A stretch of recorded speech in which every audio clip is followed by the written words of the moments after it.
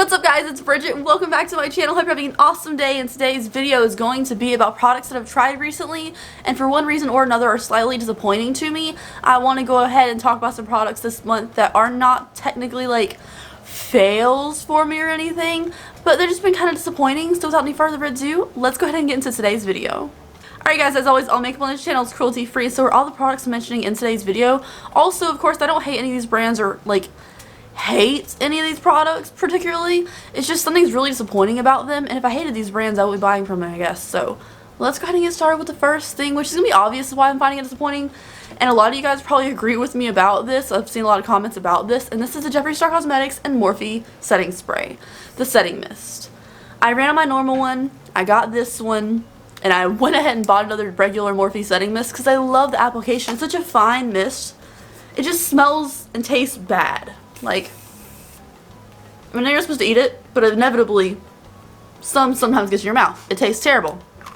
The mist itself, I tasted it. I hate the smell. It smells very artificially strawberry. It doesn't smell like fresh. It doesn't smell like nice at all. I really think if you guys like have a Morphe store near you or ordered this and do not like the smell of it, please let me know, because I feel like I'm the only one who kept saying it smells artificial.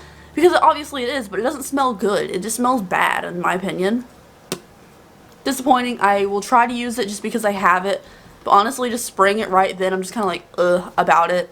Not a fan. The next thing is a foundation, and I really like the foundation, but it's not like its previous foundation like this from the brand. So this is Makeup Revolution's Conceal and Hydrate. The Conceal and Define foundation looks exactly like this, but the like label is different, obviously. I love. And I love the formula of this. I just wish it had the big fat wand applicator like the other one, because this pump is not the best pump in the world. I really like how the other one has the large wand doe foot applicator. It's really easy to just like put it on your cheeks really fast when you're running out the door, especially for like a drugstore foundation. I like to use those really quickly. I'm not really worried about my face too much. I'm not going to like a huge event or something, whatever people do that you have to like get dressed up for.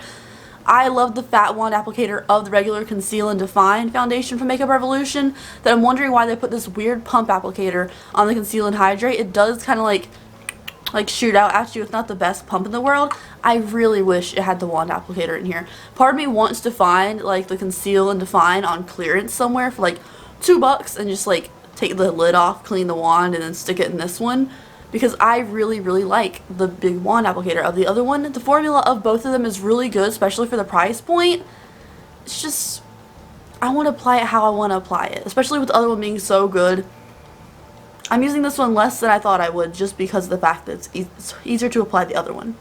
The formula of it though is pretty decent as well. The concealer that goes with the Conceal and Hydrate, I haven't tested too much. It's like a light kind of, maybe medium if you build it up kind of concealer. It's not my favorite thing in the world. Maybe for like small acne and like tiny scars it'll be alright, but it's not my favorite concealer ever. I do like the foundation more than the concealer from the Conceal and Hydrate. Yeah, it's the Conceal and Hydrate line. But either way, Conceal and Define was a little bit better. Next up is from IT Cosmetics. This is something a lot of people got in their Ipsy Glam Bag Plus. I did not get it, so I ordered off Poshmark to save a couple dollars on someone who didn't want it from their Ipsy bag. So this is IT Cosmetics Bye Bye Foundation with SPF 50 in here. Just by going online and seeing what I thought I'd need, I bought the shade Fair. This is not fair. If you want to put numbers, you want to put different shade names, whatever, there's no freaking way someone considers this fair. Like, on camera with all the bright lights against it, it does look lighter, but I'm telling you guys, this is not fair. Is there supposed to be like an ultra fair? Because that just sounds like wrong. I don't know. The shade of this is just absolutely inaccurate, and it gets oxidized a little bit too. Like, I tried to wear it and make it work even though it looked really weird against my face, and it just oxidized on me a little bit darker than this. So honestly, the shade names for this are completely inaccurate. I don't know what's going on at Cosmetics. I love the Cosmetics products, I honestly do, but this foundation, this is not fair. So I don't know what you're doing. This looks way lighter than the actual foundation. This looks like a fair shade. This does not. Just saying, I have a problem with that. Next up for facey stuff is the Juvia's Place Concealer. Now, I was going to do like a dedicated review to the Juvia's Place Concealer. I was just so late to it because I bought it from Ulta, and like by the time it was in stores, everyone had already done these reviews and stuff, and I already reviewed the foundation. I did not like the Juvia's Place foundation. I have a full review of it. It wasn't for me at all. I did not like the way it wore whatsoever. It looked pretty when you first put it on. Did not wear well throughout the day for me personally. But the concealer is really good. Now, why is it a disappointing video? Because it only works with certain setting powders, or it starts to cake and it just splotches underneath your eyes. Just same thing with like the Jouer Essentials concealer. I had the same issue. It only works with certain setting powders. This coverage is bomb. Like, if you think it's like a slightly more hydrating version of the e.l.f. Camo Concealer that everybody raves about, it's not quite Shape Tape. Let's not make assumptions about defeating the Shape Tape. The Shape Tape is life. But this is kind of like e.l.f. Camo Concealer with a little bit more hydration under it. It is a really good concealer. I really like it. It's great coverage. Honestly, if I'm not like filming, I'm just like going to do some errands, this is a really good high coverage concealer. But I have to be careful and remember which setting powders I can use with it, because it does not work well with the Anastasia Beverly Hills setting powder. It works fine with the Cover FX setting powder, but certain setting powders it just does not work with. It's one of those irritable concealers. I find this issue happens a lot when I try new concealers, which is why I don't try concealers too often on my channel. I really just stick to the Shape Tape. I told you about the Conceal and Hydrate one as well, and I do like that one, but it's more for spot correcting. But when I am packing on setting powder under my eyes with a sponge for a really high coverage concealer, I need it to be perfect and flawless looking, not splotch or cake up the powder onto the sponge. It's very iffy. So some work great with this, some do not. Just be aware, it is affordable concealer with a great coverage, so I don't hate this product. I'm going to continue to use it. I just got to remember what I can use with it to make it look right.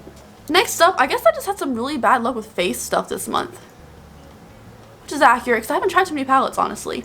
So the first thing is the Becca. I was so excited. Like, if you guys saw my Ipsy reveal video, I was so excited about this. Oh no, it was BoxyCharm. This came in BoxyCharm this month.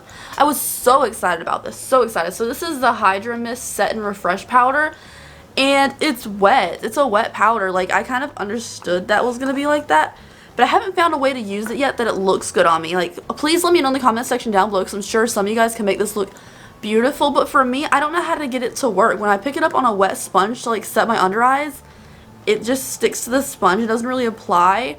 This like lace or like fabric sifter in here is extremely strange to me. Like, it's soft. It's like a fabric in here. It's kind of cool, but kind of odd.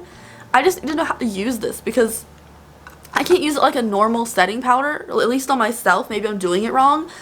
But like the way I normally use setting powders, this does not work, and it feels wet. Like when I went with a sponge and set my concealer like I normally do under my under eyes did not feel set. They felt still wet, and I don't know what to do about it, or if it's supposed to make my skin feel wet, because I really want to lock in my under eye concealer, and I don't know if I'm not allowed to use this or what.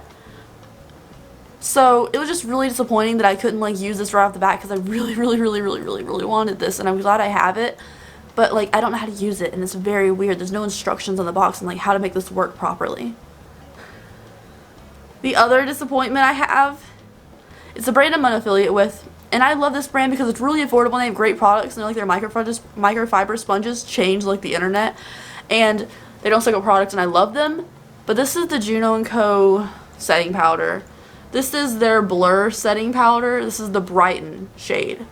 This packaging is everything. It's beautiful. It feels luxurious. It's beautiful. But it's in my disappointing products because it's yellow as hell. This is the brightening one, and I don't know how to describe how yellow this is in person. It looks fine on camera. It looks fine. I get that. It is a banana color in person. It is really yellow. So let me just like put my finger in here. I don't know if you can even tell like how yellow this is. No, you can't really. It's really yellow. It looks cute in the packaging. It looks super pretty, like brightening, yay! And you open it up, and under the eyes, it's like I have banana powder under there. So it's not friendly for every skin tone. I don't know how many shades they released of this one. This one's the brightening one. It looks all light and pretty. It looks beautiful. It looks light in the container too. Like in the container, that looks like a shade I could definitely use. But when you actually open it up and get into it and like break the seal, it is extremely yellow. And it's really hard for me to use. So I'm really disappointed that I can't use this product, even though I really want to see if it like blurs and does all that fun stuff. And lastly is one from a brand, my favorite brand. You guys know I live for Colorpop. I love Colorpop. I have Colorpop, that like rainbow eyeshadow palette on today. And I love Colorpop. But this eyeliner, this is the cream gel eyeliner, the BFF eyeliners. They redid a bunch of their eyeliners. This is their new packaging, which looks cuter than their old one. This is the shade Punch, which Punch is a classic shade, and I have the normal, like, old version of Punch eyeliner. This new one, though, it's gold, right? Like, this looks golden. It is, like, light sunflower yellow. It looks gold, even in the inside. But something about this, when it transfers to the actual waterline, that's not the same color. Like, that is not how this color should be. This should be more orangey yellow instead of just like sunflower yellow. And in the waterline, my waterline isn't too red that day. It looks like it's like a neon yellow eyeliner. And it's very strange. These are also extremely fragile, and I already broke the tip off of it just by doing this swatch. So something about this color does not match the packaging. Is really irritating, especially when you're going in for a specific look for like a colorful, fun, like rainbow makeup. The color should match, and it doesn't, and that really irritates me. So that's the thing about this one. Anyways, you guys, that is it for today's video. Thank you so much for watching. Please let me know one thing down below that's disappointed you lately. Again, I don't hate any of these products or any of these brands, but these things just didn't work for me. Thank you guys so much for watching. Please subscribe if you haven't already, and I will see you in my next video.